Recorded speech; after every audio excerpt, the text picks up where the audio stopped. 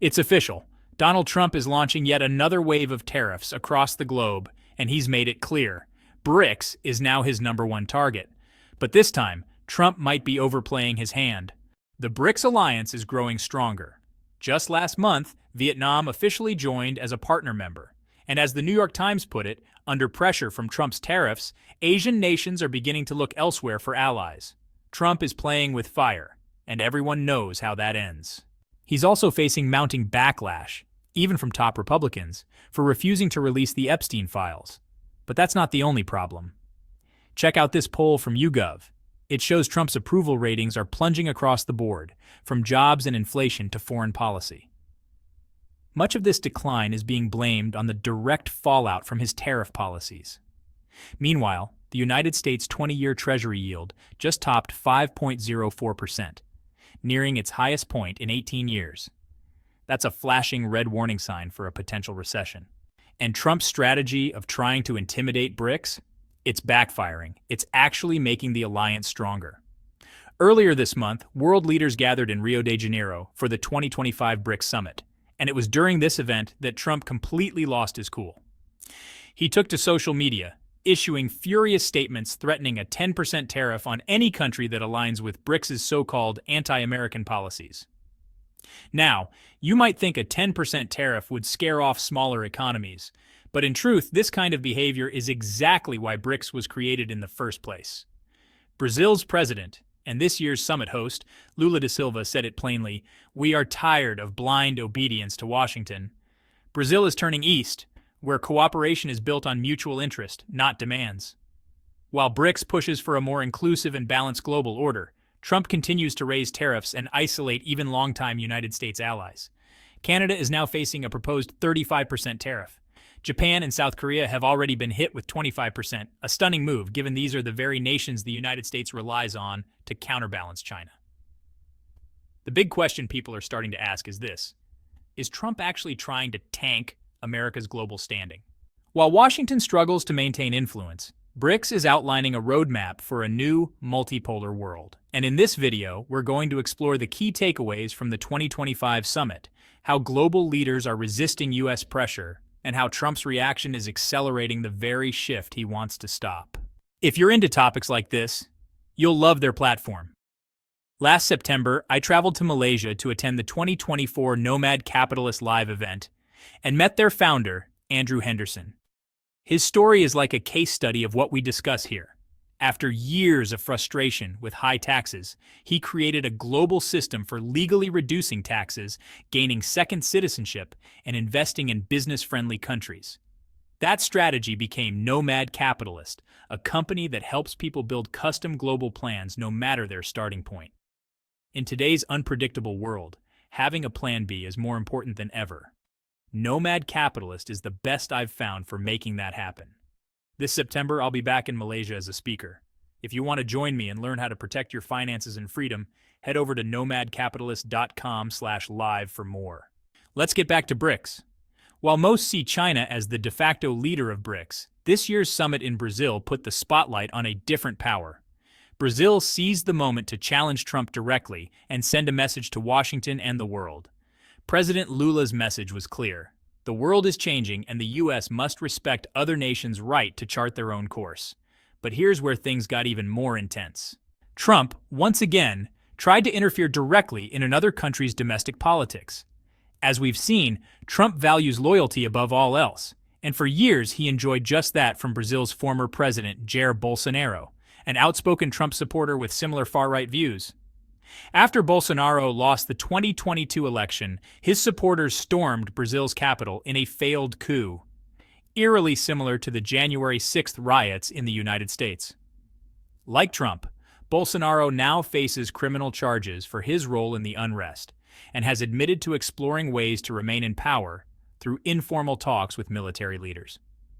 Despite all this, Trump used the BRICS summit to declare a massive 50% tariff on Brazil, claiming it was retaliation for the prosecution of his ally, Bolsonaro. This is blatant interference in another country's legal system, something the United States has done before, especially in Latin America. But today, the world is different. Countries no longer fear American pressure like they once did. Lula responded forcefully, stating, "Brazil can thrive without United States trade and will seek out new partners to replace it. Many in the United States are starting to wake up to this reality." Just look at Secretary of State Marco Rubio's confused reaction to the fact that Brazil and China are now trading without the United States dollar. Brazil, the largest country in our hemisphere south of us, has signed a deal to trade with China in their own currencies. They're going around the dollar. We're heading into a world where sanctions won't even work anymore. And that's exactly what's happening. China has moved quickly to fill the power vacuum left by the United States, building a strong and growing partnership with Brazil. Their economies fit together perfectly. Brazil provides the raw materials and food China needs, while China supplies Brazil with tech, consumer goods, and electric vehicles. It's a mutually beneficial relationship, exactly the kind of balanced trade BRICS aims to promote across the globe. And it's a sharp contrast to the Western extractive model that's left many nations with little more than debt and dependence. Over the past 2 decades, China has decisively overtaken the United States as Brazil's top export destination. By 2023, Chinese imports from Brazil were nearly 4 times greater than those of the United States. One of the clearest signs of this shift is in Brazil's auto industry. In just 5 years, Chinese electric vehicles have flooded the Brazilian market. Brands like Ford are rapidly losing ground to Chinese EV leaders such as BYD. In a symbolic shift that mirrors Brazil's diplomatic pivot from Washington to Beijing, BYD took over an old, shuttered Ford plant, upgraded the facility, and now employs thousands of local workers. Whether it's smartphones or cars, China has stepped in where the United States has pulled back, offering products that are not only more affordable, but often superior in quality. China and Brazil's relationship isn't just about trade, it's also rooted in infrastructure. Brazil has joined China's Belt and Road Initiative, contributing to key projects like ports, rail networks, and clean energy systems. The most ambitious of all is the Interoceanic Railway, an enormous project spanning the South American continent from Brazil to Peru. This rail link promises to slash the time and cost of transporting Brazilian goods. Currently, shipping goods from Brazil to China can take 30 to 40 days by sea. But with this new railway, connecting Brazil's heartland directly to Peru's Pacific ports, transit times could be cut by 7 to 10 days. It's a major boost not just for trade with China, but for Brazil's entire regional economy. Meanwhile, Washington is watching all this unfold with frustration, but has offered no serious alternatives. The only major U.S. move in recent years was Secretary of State Antony Blinken's trip to Peru, where the U.S. donated decades-old, outdated railcars. This gesture was widely mocked, seen more as a symbolic dump of obsolete hardware than a serious investment. In stark contrast, China is building major infrastructure like the modern port of Shanghai, its flagship belt and road project in South America. The U.S. response? Trump's Latin America advisor called for tariffs as high as 60% on any company using that port to trade with China. Once again, threats instead of solutions. But threats and tariffs don't win trust. Investment and partnership do, something China is excelling at. It's no surprise so many South American nations are eager to work with Beijing. Ironically, American investment in the region would hugely benefit the U.S., helping address issues like illegal immigration, opening new markets for American exports, and boosting regional development. But U.S. policy still views others' success as America's loss. Even U.S. allies are growing weary. Canada's Prime Minister recently declared that the old U.S.-Canada relationship is over, and they're ready to stand up to American pressure. One of the biggest surprises at this year's BRICS summit was the attendance of Mexico's foreign secretary. This is not a small move. It signals that Mexico, if not for fear of U.S. retaliation, would likely already be pushing for full BRICS membership. Let's not forget, Mexico and Canada are the U.S.'s 2 direct neighbors and its top trading partners. If they're openly challenging U.S. dominance, how can the U.S. hope to maintain global influence?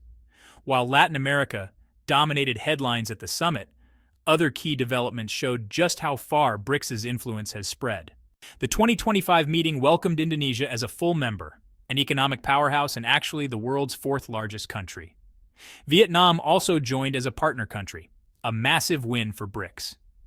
Vietnam's state-led development kind of mirrors China's earlier rise, and at this stage it depends heavily on Chinese partnerships to manufacture products for the world. By joining BRICS, Vietnam is sending a clear signal. It rejects fear-based messaging about China and is opting for cooperation and progress. Even U.S. officials see what's happening. Listen to Marco Rubio talk about Southeast Asia's future. Ironically, a future the U.S. may be left out of if it continues down the path of tariffs and confrontation. This is where much of the 21st century story will unfold.